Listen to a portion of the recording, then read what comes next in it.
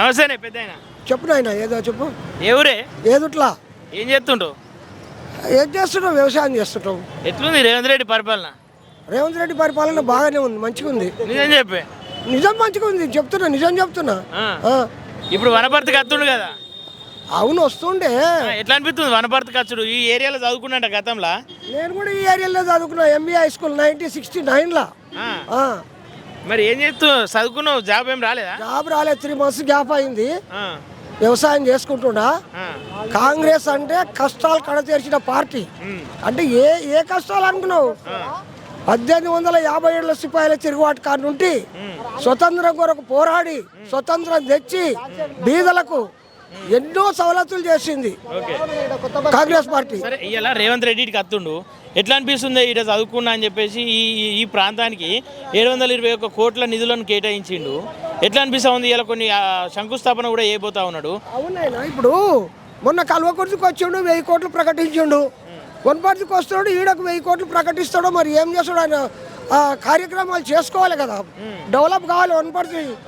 మన జిల్లా వనపర్తి జిల్లా డెవలప్ కావడం ఒకటి. ఇంకోటి ఆయన ఏది ఫస్ట్ చదువుకున్నాడు కదా స్టూడెంట్ టైంలో వస్తుండు. మరి ఏమేమి చేస్తాడో చూద్దాము. మంచిగానే చేస్తాడు. మంచిగా చేస్తాడని నమ్మకం ఉందా? రేవంత్ రెడ్డి మంచిగా చేయడంట ఉంది, చేస్తాడు.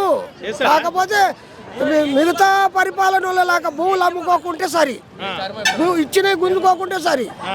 ఉన్నది ఉన్నంత ఉంటే చాలు, బతుకుతాం, ఇంకేం కాదు. ఇప్పుడు ఇచ్చిన హామీలన్నీ నెరవేర్తలేడని తిడుతురు కానీ అన్ని ఇప్పుడు ఇంట్లో 10 మంది ఉంటారు, ఒకసారి చేస్తావా బట్టలు? ఒక్కొక్కరికి అందరూ ఒకసారి చేస్తావా? నిదానంగా చేస్తాడు. ఇప్పుడు కొన్ని ఇచ్చిండు, ఇంకా కొన్ని వచ్చేది ఉంది. వాళ్ళు ఏం చెప్తారు? నాకు పోయిన ప్రభుత్వం ఉన్న బడ్జెట్ను మొత్తం అప్పు చేసిపోయిందని చెప్తుండు. అది ఎంతవరకు నిజం? వాళ్ళదేందో వీళ్ళేదో చూద్దాం, కొంచెం వాపక పడితే అయిపోయాయి కదా. కానీ 100 రోజులలో ఎత్తా అన్నాడు కానీ. అవునే, 100 రోజులలో అది ఉందేమో, ఆయన ఉంచిపోయింది అనుకున్నాం కానీ ఆయన గుల్ల చేసిపోయింది. నాకేం గుర్తు? ఆయన అనే మాట అది. మొత్తం మీద కాంగ్రెస్ పరిపాలన ఎట్లుంది? రైతులను మేలు చేస్తారు, రైతులకు మేలు చేస్తారు, రైతులకు మంచి జరుగుతుంది. కాంగ్రెస్ పరిపాలన 2 లక్షల రుణమాఫీ చేసిండ్రు. ఇంకా ఎడన్నా వాళ్ళు చెప్పిన టార్గెట్లు ఉన్నాయి, ఆగినాయి. వాళ్ళు చెప్పిన దాంట్లో లేని టార్గెట్లు ఇప్పుడు 2018 కానుంటే 2023 డిసెంబర్ 9 లోపల తీసుకుని చేస్తాడు, చేసిండు. అవతలి కూడా కావాలంటే టార్గెట్లో పెట్టలేదు, యువతలి కావాలంటే పెట్టలేదు. మరి ఎట్లా? ఎట్లా మరి రైతులకు మంచి జరుగుతుందా? జరుగుతుంది. ఆయన కూడా చెప్తాడు కదా నిదానంగా, అవి కూడా చూస్తాం, చేస్తామని. నమ్మకం ఉంది కాంగ్రెస్ అంటే? కాంగ్రెస్ అంటే నమ్మకం. ఎందుకంటే నాకు 72 ఏళ్ళు నడుస్తున్నాయి. నా చిన్నతనం నుండి చూసిన కాంగ్రెస్ పరిపాలన గడ్డికి ఇచ్చింది, పిండికి ఇచ్చింది, బావులకి ఇచ్చింది, ఎస్సీ కార్పొరేషన్, బీసీ కార్పొరేషన్ ప్రతిది పెట్టింది. కనుమ ప్రభుత్వాలు వచ్చిన అన్ని ఊడవీకేసి వాళ్ళు ఇచ్చిన 73 ఇచ్చిన భూములనే మళ్ళీ తిరిగా గుంజుకున్నారు ధరని తెచ్చి. వీళ్ళు ఏం గుంజుకోరు, మంచిగానే ఉంటుంది. కాకపోతే కొంచెం ఓపిక ఉండాలి. కాంగ్రెస్ మంచి కాంగ్రెస్ మంచి చెప్తున్నామేమో, బయట వాళ్ళు కూడా అట్లా చెప్తారా? అరే ఇప్పుడు ఎవరికి దోచింది వాళ్ళు చెప్తారు. ఇప్పుడు టీఆర్ఎస్లో ఎన్ని దినాలు తిన్నారు, అదే బాగుందని వాళ్ళు అనవచ్చు. సరే, నువ్వు కాంగ్రెస్ అభిమాని కాకుండా ఒక రైతులాగా నీకు న్యాయం అయిందా?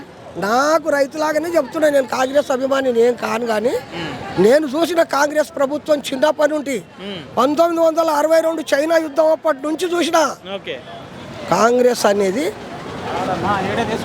ఇప్పుడు అంత దూరం తీసుకోవద్దు, నువ్వు ఇన్నే తీసుకో.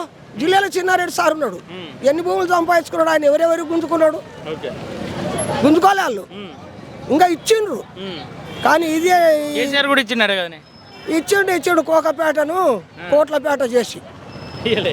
అరే 1 ఎకరాకు 1 కోటి రూపాయలని కోకపేటను చేసిండు కదండి, మంచిగానే.